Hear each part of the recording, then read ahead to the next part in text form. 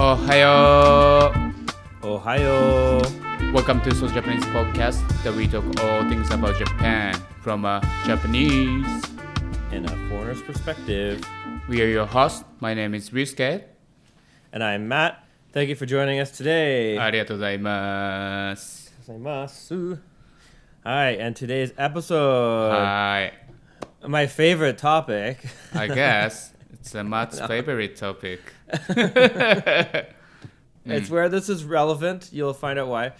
So today we're talking about Hadaka Matsuri. Hadaka Matsuri. So, which basically means naked man festivals. Yep.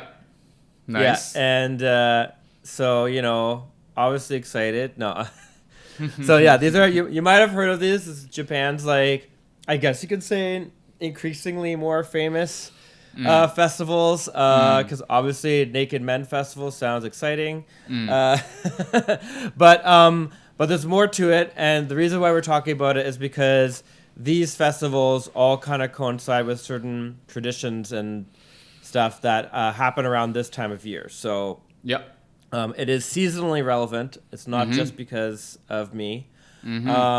Which is funny. Yes. Which is funny because the season right now in Japan is fucking cold. And they want to be Yeah. naked. I know. It's so, I don't know. It's like the opposite of when you ever want to be naked. Yeah. But yes, it's but it's not quite what you think. I should state that there's nothing sexual about this festival or anything. It's kind of more of like a test of your will, how much you're willing to suffer, I guess, is part of the nakedness. But also maybe like how much you can contemplate that you have this event. Accept the coldness. I would say it's the Naked Man Festival. It sounds kind of funny. It's more like akin to doing like a polar bear dip in Canada, you know, where you go swimming in a frozen lake or something. Like this is the kind of vibe maybe of that. But yeah, it's definitely one of the more wild and crazy traditions depending on where you go. Yeah. And we're gonna cover some of them because like some of them are more well known than others, and there's a few different types of Hadaka Matsuri around the country. And so we're talking about like the top 3 Naked Men festivals from different parts of Japan. So first of all, like, what exactly is the Naked Man Festival? Well, like I mentioned, it is different according to different, you know, traditions, which we'll get into. Yeah. But the baseline of it is that yes, they're I would say they're not technically fully naked. No, thank you. Damn it. But it's naked. I would say that naked is relevant to the season in that you're way less clothes than you should be in February. And then also because like the winter in Japan, it's pretty cold. It's so it's still 10 degrees, and no, it could be like negative sometimes. And depending on like the prefect, like if you're north too. And I find like, I don't know, Japan's just so like humid, and it's so feels so cold despite never getting as cold as Canada. But so basically, like most of these festivals, the baseline criteria for each one is hundreds to thousands of half naked men who are dressed pretty much only in a fundoshi, which is like a traditional Japanese loincloth. Yeah, so like a sumo wrestler does. Very. If you picture that kind of thing that sumo wrestlers wear, that's basically what the men are wearing. Yeah. And they might have like sandals or like tabi socks or tabi shoes or something on. And it's usually at night, so it's even colder. Yep. And you often get doused with or have to run through freezing cold water. Like there's always an element of like absolutely freezing cold water in there. It's just like torture, in my opinion. I would never. I don't think I would ever do this. I think this is like also part of some sort of practice for like a religion. I mean, like they're not really religious, but religious, religious. But at the same time, obviously, this is the Matsuri. This is the festival for for luck or for wishing something to God. That's why it's always like connected to some sort of like a practice, which is that's why they go into cold water. With like maybe either like a 1 or 2 degrees Celsius outside. Yeah. It's sort of, I guess, kind of like a purification thing. It's kind of like a test of like your will. It kind of makes me think of Yamabushi and like or mountain aesthetics that like stand under waterfalls. and a lot of these and a lot of these festivals too don't really. They're kind of a mix of Buddhist and Shinto things. Like some revolve around a Buddhist temple, some revolve around a Shinto shrine, and maybe in the past it was a little more blended. Like it's not a, so it kind of fits with that idea, I guess, with like the Yamabushi and stuff. But as a terms of like a religious rite or or something. But and a lot of them are associated with the New Year too. So most of these are like have some sort of relation, like I think like the one of the ones we'll talk about, the Konomiya Hadaka Matsuri, for example, was like on February 22nd last year. This year it's February 10th. It's usually like after the Lunar Year. I think it's like it always takes place 12 days after whatever the Lunar New Year date is. But like some of them are like just like the Saidaiji Matsuri is only like every third Saturday or something in February, but it's kind of within that range of like in and around the Lunar New Year, and kind of like something along the lines of like shedding off bad luck from the previous year, or like or making sure that you don't have any bad luck for the coming year and things like that. So I think we'll start with the first one. This was like, we kind of put them in order of like less exciting to more exciting, I guess. But so the first one we're talking about here is the Urasa Hadaka Matsuri. Urasa Hadaka Matsuri. And this is this Matsuri is held at Bishamondo, which is a temple in Urasa town, I guess, which is around Minami Unoma City in Niigata Prefecture. Yeah, it's cold. So Niigata's northern. I think all of them. Most of them take place pretty cold areas, but and this it takes place at the end of February, which is like slightly warmer maybe than than at least January or early February, but still pretty cold, especially in like mountainous northern parts of Japan. Well, I mean like February is coldest. I think cold February, March, but yeah, definitely. And so this one, as we were mentioning, so it's usually like a parade of men, they're running through the streets, and then they're going to like the temple or shrine that's associated with the festival. In this case, Bishamondo. And so if you don't know, like Bishamon, he's like the god of war, I guess. Like he's kind of like you might see like the Chinese version of him in restaurants, I guess, like sometimes on a shrine, like he's holding like a naginata or like kind of spear thing, or he's like a god of kind of like the patron god for warriors and stuff like that. And so and he's also one of the 7 lucky gods, or the Shichifukujin.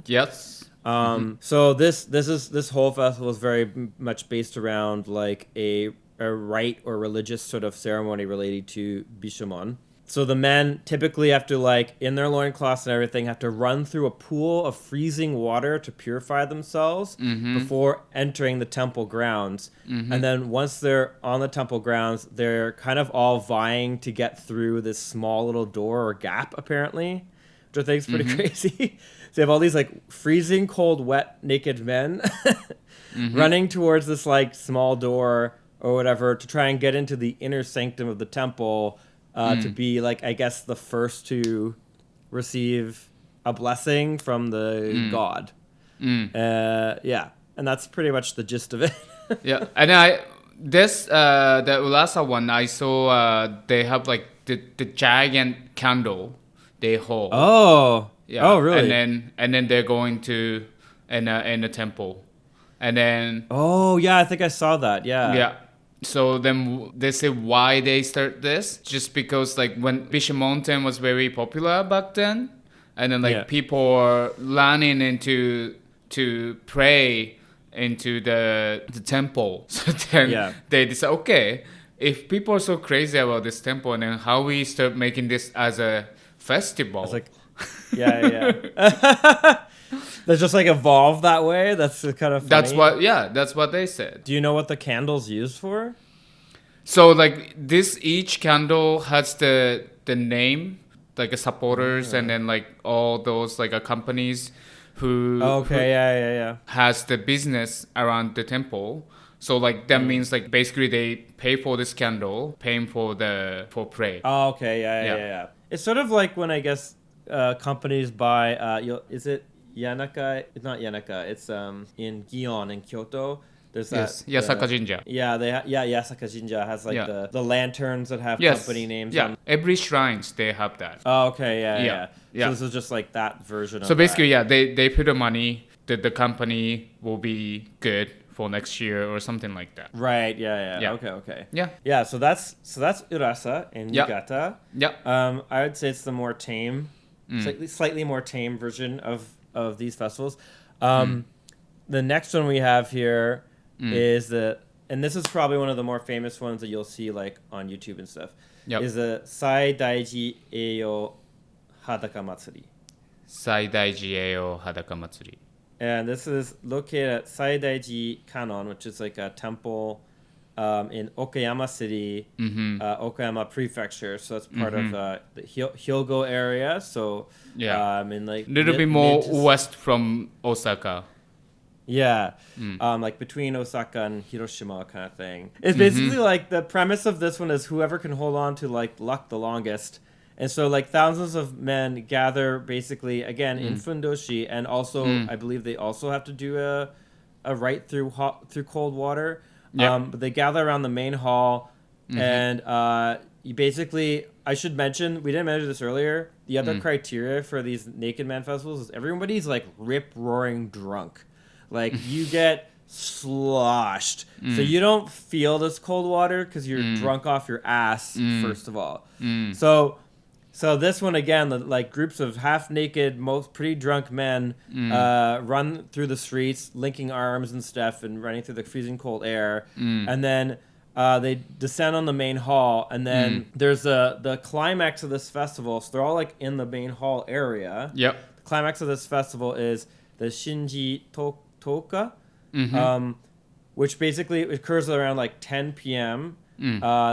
And they like turn off all the lights temporarily, and they throw these things out into the crowd. Shinji sticks. Shingi means stick? The god stick. Ki. So Shin is god. Okay, Ki is the wooden stick. So that's why they call Shingi. Shingi. Yeah. So these things have like, from what I understand, like different amounts written on them, or they're like different quantities of luck. Or no, one of them is like, one or a few of them have like a lucky value. Yeah. So they throw 100 5 minutes before they throw the Shingi, which is only one. So the 100 of them throw first, which is, I forgot the name, Eragi or something. And then all these naked men start trying to get to stick each other. And they're like, no, yes, no, yeah, get it. And then at 10 p.m., the actual Shingi throw into the crowd. Everybody starts getting this wooden stick, which has some incense too. So there's some. Oh yeah. So you can smell it, and it's dark. Yes. So how they know it? It's from the smell. That's insane. Yes. Yeah. And watching videos of this, it's like a giant mosh pit. It is falling over the veranda of the like temple and like stomping over each other and stuff. I have a friend who participated in this one. Wow, what they said. And he almost got trampled. Well, of course. He had to be like pulled out of the car. So I really hope we could have shout out to Dave. Hopefully we could have Dave on to tell his story, because when he tells it's crazy and it's pretty funny. It's just sounds absolutely wild. I don't think I would do it. Even though you can be in a 1,000 of men in between with naked, and then you can touch whatever you want. No. Even though that sounds like my dream. Yes. No. Still no. Oh my god. I'm not even going for the Shinji. No. I'm going for some other stick. Well, sorry, listeners. My friend's gay too, so I don't know what his motivations were. He never talked about getting any Shinji sticks. That means the foreigner people can also join this festival. Yeah. When we eventually have him to tell a story, he'll have to talk about that, because I don't know how you get involved. But it seems like even if some of the videos I've seen online, like people, they seem to welcome people, but I don't know that process. Yeah, maybe you have to sign up some sheet. For sure, you have to make sure that if anything happens, it's your responsibility. But the thing is the rules are, there's no rules. But also what I was watching videos, the paramedics are always there, and then I see maybe 5 guys pull out from the crowd, it was insanely good, because the paramedic and then the volunteers, they get close to the crowd, and then they start making one way to take this person out, and then everybody starts shouting hey, stop, now stop, and then everybody stop, good. And then everybody start pull this guy out, and then they escort to a completely safe spot. This festival this year was this weekend, past weekend, so it was very fresh video I was watching, and then. Oh really? Oh, so super recent. Yeah, and I was actually wow, yes, there's no rule, but at the same time, obviously, people respect each other, and then there are no. I'm not gonna say that there's not gonna be fight. For sure, there's gonna be a fight, because everybody's so excited, and then so much adrenaline. That's part of the festival for sure. But at the same time, no one wants to hurt you, right? So if you feel bad and you join this event and then you feel, oh my gosh, I'm gonna faint in the crowd, for sure somebody gonna, hey, are you okay? Okay, I'm gonna let you out, because I see it on the scene. So that actually, I was surprising, this is why they can still keep doing this festival, because otherwise how they maintain right, for the safety reason. Yeah, I mean, there's so many festivals like this in Japan where something you do some sort of wild thing. Yep. That people die or get hurt. The fire festival. There's many fire festivals like that you have to have paramedics nearby. Yeah. I don't know how the hell did they do this 500 years ago. You know what I mean? I guess people just died. You didn't have a paramedic. Maybe. Or people are way stronger than now. Yeah, maybe. Yeah, people are a little more tough too. Yeah. And then a lot of the time it's rural communities and farmers and stuff too. That I feel I would only feel comfortable if I was a football player going into this, or rugby player. Then you could maybe survive. But it's pretty wild, and it's just mass chaos basically. But then you're fighting over to get these sticks and to get the and then so once someone get these sticks, they run into the not the tree gate, but some other gate. So once this stick went through the gate, which is someone took and then bring it to someone, and then there's gonna be an announce. Now Shingi is past this gate. So all the naked people, please break out and then get out from this temple immediately. And then that time everybody clap a hand and everybody over. My God. And it's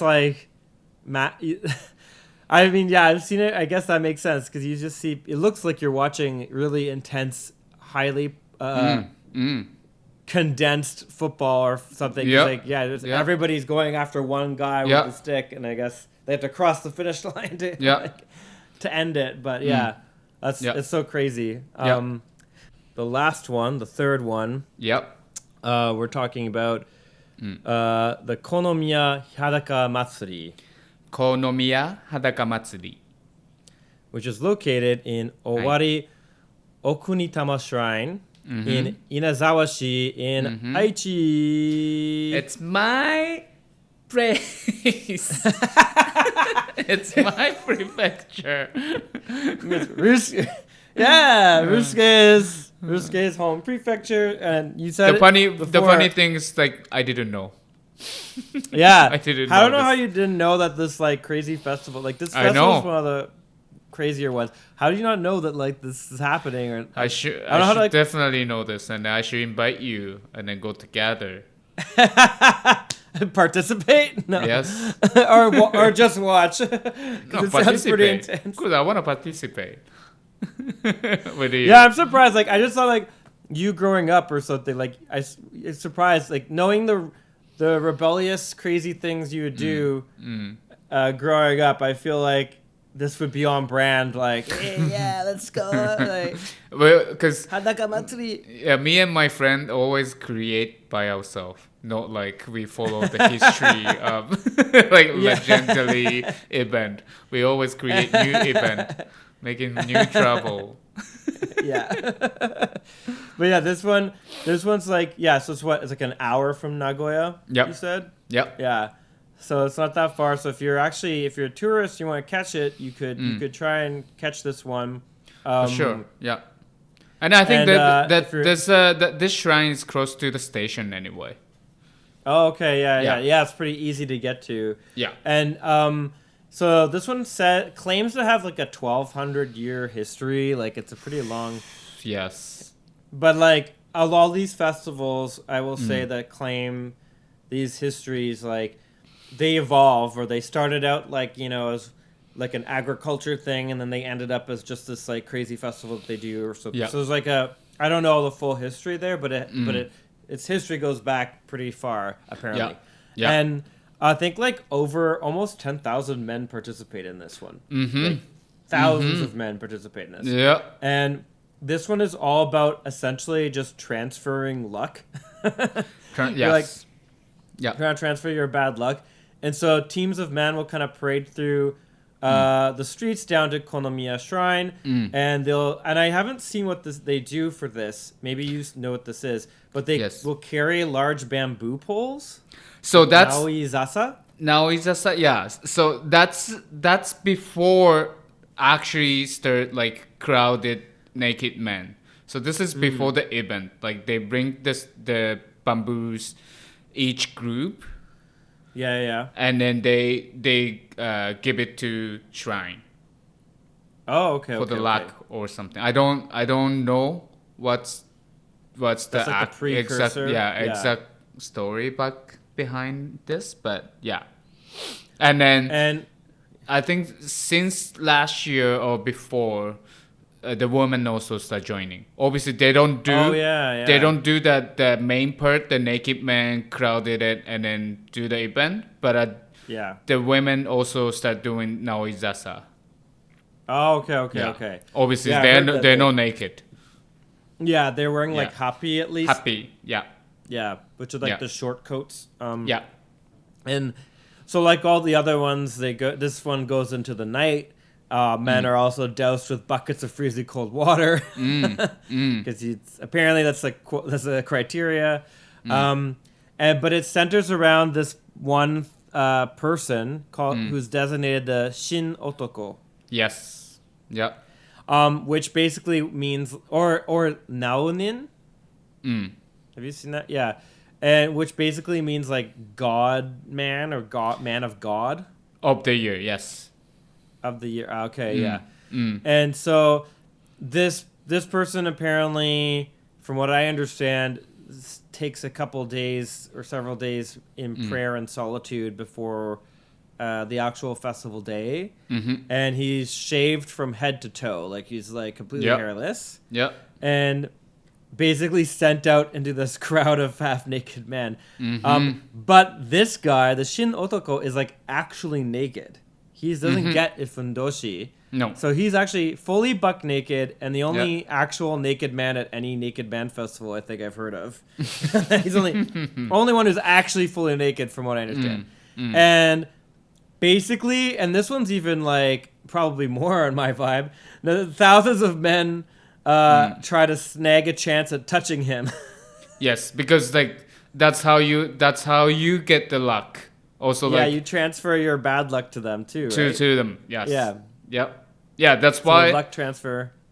Almost like 8,000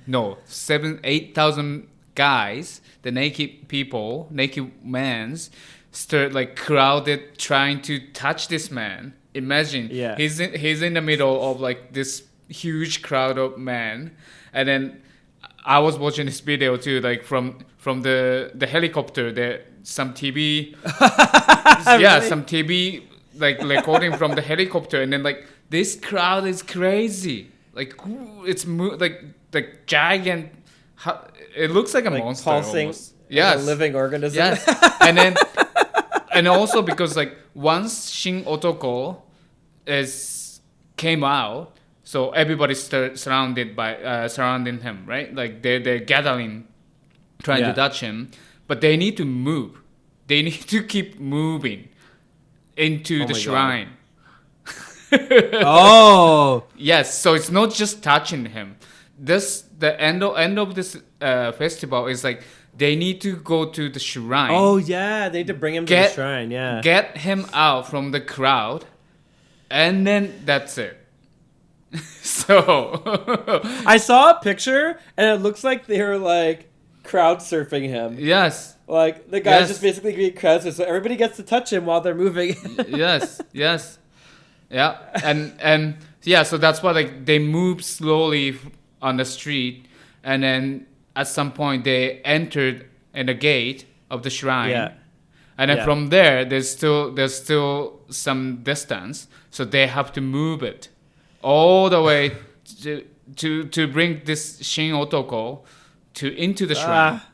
And at the end, when they get the entrance of shrine, there's a guys waiting inside of the shrine, right? So and then one guy starts jumping off onto the crowd because he needs to pull this guy out. Oh my god! Yes. So it looks like a punk rock music festival. Yeah.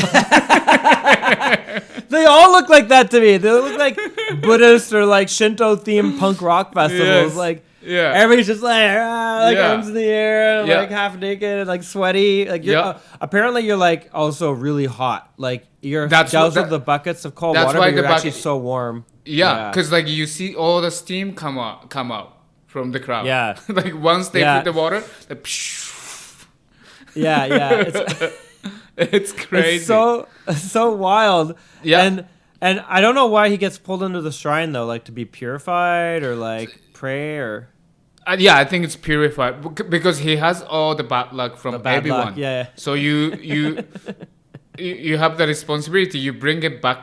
I mean, bring it to the shrine and then you purify, so everybody get good luck. Oh my god! I don't know if I'd want to be like so apparently. So when I was looking at the history of this, apparently this is a reflection, kind of like a tradition that comes from actual origins of the festival, where low-ranking Shinto priests called shanin would be literally trying to catch somebody. Like this, I guess now it's like someone is the volunteer or they participate as a Shin Otoko. But in the past, originally, you were just like usually some unlucky poor man that like they just aggressively would snatch off the street. So it'd be like these priests would go out and be like, you're like the unlucky one, so you're gonna be the Shin Otoko. And I think like there are rules, like you couldn't be a woman, couldn't be a kid, couldn't be like a priest or something, couldn't be like a beggar, but so it's like some average like guy, I guess, that's like poor. and it's like you're the human sacrifice. Yeah. And like this sounds like a great premise, by the way, for a horror movie to me. Like you're the Shin Otoko, and then like I don't know, you get purified at the end. Like that sounds dark to me. Like you get like killed or like burned alive or something. Anyway, so but it was very, very aggressive in the past. Like this, I don't think people wanted to be the Shin Otoko. Really? You're like shit. I have to be the Shin Otoko, and then you're forced to do it. Now it's opposite though. What I see what I see was like everybody apply that, and then like another 100 of men's with another 100 of men's, and then only one guy get this fortune. That's what they said. That's terrifying. Yeah. So this event, it just happened last Saturday. Saturday or Sunday. Okay, yeah. Yeah, and then so there was like all the fresh video on YouTube, and then they interview Shin Otoko. He's 26 years old. Oh yeah. Yeah. Oh my god. From this city, he's participate this event every year since he was like 2. Wow. Yeah. So what he said was that it's honor to be Shin Otoko. Oh wow. And then the interviewer asked him, so how was it? How was everything? And I was like, I don't remember everything. And it was 1 hour, over 1 hour. You're in the middle of like 1,000 of men pushing each other, which is you're in the middle. So obviously like you get all squeezed. Yeah. I feel like you'd be bruised like after. His feet was like very big, because I think everybody step on his foot too, right? Oh my god! Oh my god! Yeah, and then he said, when what he remembered, it was like when they pull him out, he was like, finally, they're gonna pull me out. But also he was saying like my job for this was I need to make sure I'm getting into the shrine. Yeah. So he was like how do you control that? Like you're not gonna pass out. So you just keep somehow you keep yourself like I'm okay. But he also said like everybody calling his name at the same time. Oh, okay. So like basically like, they cheer him up. Oh, okay. Yeah. So kind of like motivating him and keeps going. Yeah. And oh my god. Like you said, like Matt said, because he's completely naked. What I see on the video, like the guy jump on the crowd and then they pull him out. Obviously he's completely naked and it just came off. And then there's a mosaic on his important part. Because like I thought it was someone pull his fundoshi up. I didn't know he was already naked. Oh, okay. Yeah. No. They're already naked. I would hate that even more. I'm like people like hitting my junk and stuff. I'm like trying to move through it. I'm like, oh my god, like I'd rather wear like a jock strap and like exactly like shoulder pads or something like protect me and beat me up like somebody out there there's got to be somebody's fantasy out there, man. I feel like how many gay men apply to this? I feel like this Hadaka Matsuri and then there's a Dick Matsuri. Yes, yeah. They should all do it together.